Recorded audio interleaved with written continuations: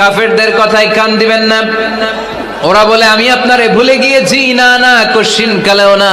আমি আপনারে কেমন করে ভুলে যাই, আপনি আমার বন্ধু।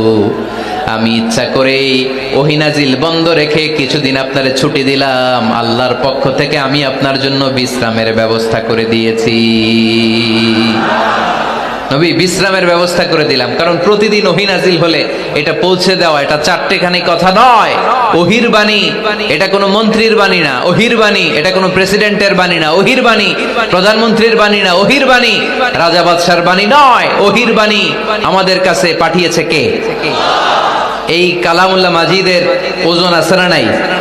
আল্লাহ বললেন ইন্না সানুলকি আলাইকা কওলান সাকিলা। নবী গো, কোরআনের বাণী এটা হালকা কোনো বাণী নয়, এটা ভারী একটা বাণী। এই বাণী যদি আমি সাগরে নাজিল করতাম, এই কোরআনের বাণী যদি আমি জঙ্গলে নাজিল করতাম, আর এই কোরআনের বাণী যদি আমি পাহাড়ের মধ্যে নাজিল করতাম, কোরআনের ভারে বড় বড় পাহাড়গুলো মুহূর্তের মধ্যে ভেঙে চুরে খান খান হয়ে যেত।